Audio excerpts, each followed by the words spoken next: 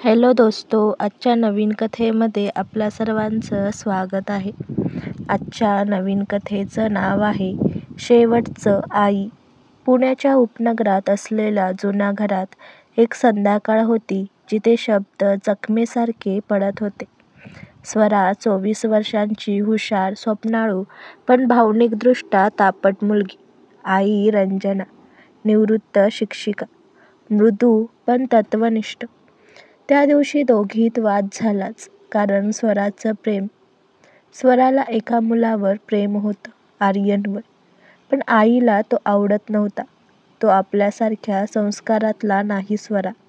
त्याचं आयुष्य स्थिर नाही, आई म्हणाली. स्वरा चिडली. आई, तू नेहमी इतरांचा अंदाज बांधतेस. तुला माझ्यावर विश्वास नाही का? विश्वास आहे ग, पण आईचं मन सांगतं हा रस्ता चुकीचा आहे. पण त्या क्षणी स्वरा जणू तुटली. माझ्या आयुष्याचं ठरवणं तू थांबव. तू माझं आयुष्य जगलीस. आता मला जगू दे. आईचा चेहरा पांढरा पडला. रंजनाने काही बोललं नाही. फक्त एवढं म्हणाली, जा, पण एक गोष्ट लक्षात ठेव. रागात बोललेले शब्द परत घेता येत नाहीत. त्या क्षणी स्वराने पिशवी घेतली आणि घर सोडलं. आई दाराशी उभी राहिली आणि पाठीमागून तिच्या डोळ्यातून एक अश्रू ओघळला. स्वराचं आयुष्य आर्यनसोबत नव्या शहरात सुरू झालं. सुरुवातीला सगळं स्वप्नासारखं वाटलं.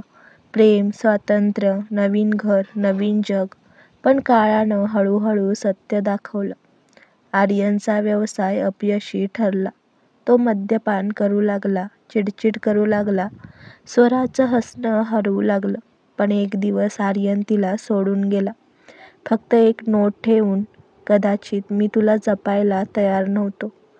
त्या रात्री स्वरा एकटी बसली होती. तिच्या हातात फोन होता, पण तिने आईचा नंबर डायल केला नाही. ती अजूनही रागात असेल असं ती म्हणाली आणि अश्रूंनी फोन ओला झाला. 5 वर्ष गेली. स्वरा आता एका शाळेत शिक्षक होती. ती आयुष्यात पुन्हा उभी राहिली होती. पण रिकामेपणा अजून होता. तिच्या डोळ्यात नेहमी एक प्रश्न असायचा, आई कशी असेल?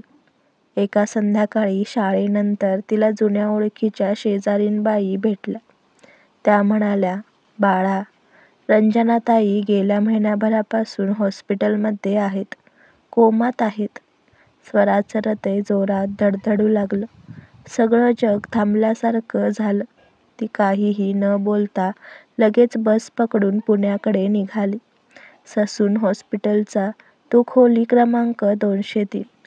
आई शांत पडली होती. श्वास चालू होता पण डोळे बंद.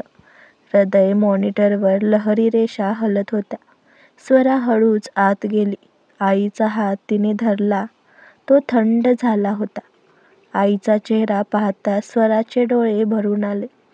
आई, ती कुजबुजली. मी आले ग. खूप उशिरा, पण आले.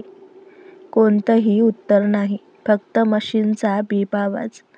ती डोळ्यात अश्रू घेऊन म्हणाली, आई, मी खूप चुकीचं केलं. तुला शब्दांनी दुखावलं. तू म्हणाली होतीस ना, रागात बोललेले शब्द परत घेता येत नाहीत. पण मी प्रयत्न तरी करते ग. माफ कर मला. आई, ती बोलताना रडत होती. आईचा हात घट्ट धरला. त्या क्षणी अचानक मॉनिटरवर रेषा स्थिर झाली. डॉक्टर धावले. स्वराने घाबरून मागे पाहिलं, पण सगळं शांत झालं. आईच्या डोळ्यातून एकच अश्रू ओघळला.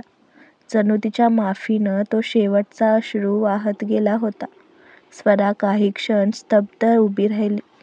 डॉक्टर म्हणाले ती गेली, पण जाण्याच्या आधी ती तुम्हाला ओळखलं असावं. स्वरा न बोलता आईचा चेहरा हातात घेतला. आई, तू शेवटीही मला उत्तर दिलंस ग, तुझ्या अश्रूंतून. आईच्या वस्तूंमध्ये एक लहान वही सापडली. पहिल्या पानावर लिहिलं होतं, मुलगी रागावली आहे, पण मला माहिती आहे, एक दिवस ती परत येईल. मी तिच्यासाठी दररोज प्रार्थना करते. ती सुखी राहो म्हणून. कारण आईचा राग कधीही कायमचा नसतो. तो फक्त काळजीचा दुसरा चेहरा असतो. स्वराने ते पान ओलं केलं. तिच्या अश्रूंनी. आईचा फोटो घरात लावला गेला. त्या फोटोसमोर स्वरा दर सकाळी हात जोडते. आता ती शाळेत मुलांना शिकवते, पण प्रत्येक वेळी सांगते, आई-वडिलांना रागात कधीही शब्द फेकू नका. ते शब्द परत येत नाहीत. आणि फोटोसमोर हलक्या आवाजात ती रोज म्हणते, आई, आजही मी तुझा हात धरतेय ग. फक्त यावेळी तू शांत नाहीस, तू माझ्यात आहेस. आईने शेवटच्या क्षणी काही बोललं नाही, पण तिच्या डोळ्यातून ओघळलेला तो एकच अश्रू त्या मुलीला आयुष्यभरासाठी माफीनं ओला करून गेला. आजची कथा आवडला असल्यास व्हिडिओला लाईक करा, चॅनलला सबस्क्राईब करा आणि कथा कशी वाटली हे कमेंटद्वारे जरूर कळवा. व्हिडिओ जास्तीत जास्त शेअर करा. धन्यवाद.